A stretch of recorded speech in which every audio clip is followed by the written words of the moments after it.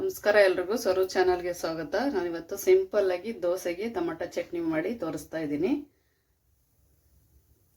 ನೋಡಿ, ಒಂದು 2-3 ಸ್ಪೂನು ಎಣ್ಣೆ ಹಾಕೊಳ್ಳೋಣ.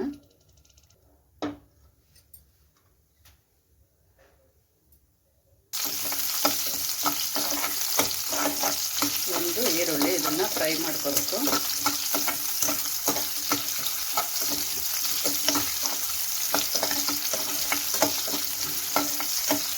ಸಿಂಪಲ್ಲು, ಬೇಗ ಆಗೋಗ್ಬಿಡುತ್ತೆ. ದೋಸೆ ಚಪಾತಿಗೆ ಚೆನ್ನಾಗಿರುತ್ತೆ.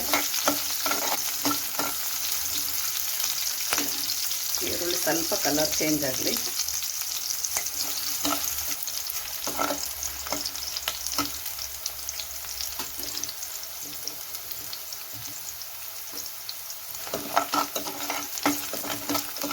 ಇಷ್ಟ ಆದರೆ ಸಾಕು. ಇಲ್ಲಿ 1/4 kg ಟೊಮೊಟೊನ ತೊಗೊಂಡಿದ್ದೀನಿ.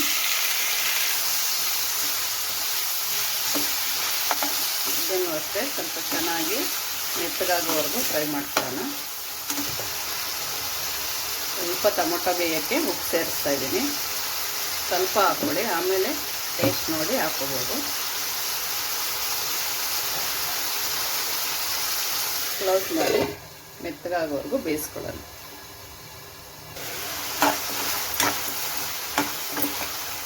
ತುಂಬ ಹಣ್ಣಾಗಿರೋದು ತೊಗೊಳ್ಳಿ. ಹಣ್ಣಾಗಿರೋದು ತೊಗೊಂಡ್ರೆ ಬೇಗ ಬೆಂದ್ಬಿಡುತ್ತೆ.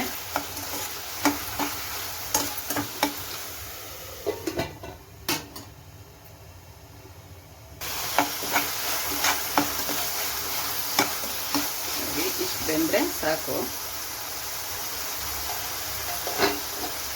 ಗ್ಯಾಸ್ ಆಫ್ ಮಾಡ್ಕೊತಾ ಇದ್ದೀನಿ. ನೋಡಿರಿ, ಒಂದು 5-6 ಒಣಮೆಣಸಿನ್ಕಾಯಿ, ಒಂದು ಚಿಕ್ಕದು ಬೆಳ್ಳುಳ್ಳಿ, ಒಂದು ಗೆಡ್ಡೆ, ಸ್ವಲ್ಪ ಕೊತ್ತಂಬರಿ ಸೊಪ್ಪು,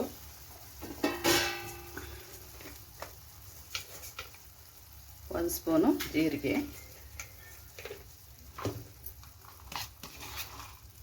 ಒಂದು 2 ಸ್ಪೂನು ತೆಂಗಿನಕಾಯಿ ತುರಿ.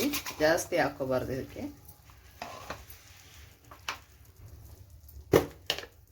ಇನ್ನು ಸ್ವಲ್ಪ ಉಪ್ಪು ಹಾಕ್ಕೊತಾ ಇದ್ದೀನಿ. ಇದು ತಣ್ಣಗಾಗಬೇಕು. ತಣ್ಣಗಾದ ನಂತರ ರುಬ್ಕೊಳ್ಳೋಣ. ಇವಾಗ ತಣ್ಣಗಾಗಿದೆ, ರುಬ್ಕೊಂಡಿದ್ದೀನಿ. ಅದೇ ಬಾಣಲೆಗೆ 2 ಸ್ಪೂನ್ ಎಣ್ಣೆ ಹಾಕ್ಕೊಳ್ಳೋಣ.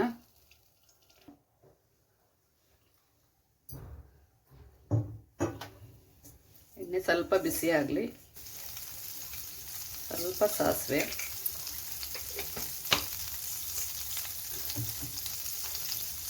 ಕರಿಬೇವು,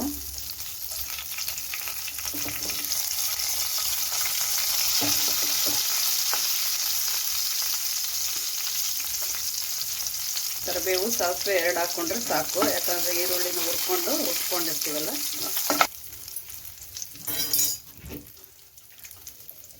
ನೀರು ಹಾಕ್ತೀರಾ ರುಬ್ಕೋಬೇಕು.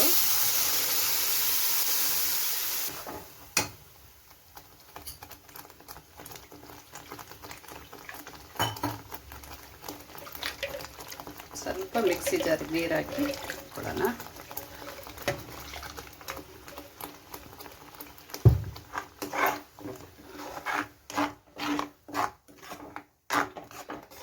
ಒಂದು 5 ನಿಮಿಷ ಕುದಿಸ್ಕೊಂಡ್ರೆ ಸಾಕು. ಉಪ್ಪು ಕಮ್ಮಿ ಇದ್ದರೆ ಉಪ್ಪು ಟೇಸ್ಟ್ ನೋಡಿ ಉಪ್ಪು ಸೇರಿಸ್ಕೊಳ್ಳಿ. ಅಷ್ಟೇ, ತುಂಬ ಸಿಂಪಲ್ಲು. 10 ನಿಮಿಷದಲ್ಲೆಲ್ಲ ಆಗೋಗುತ್ತೆ.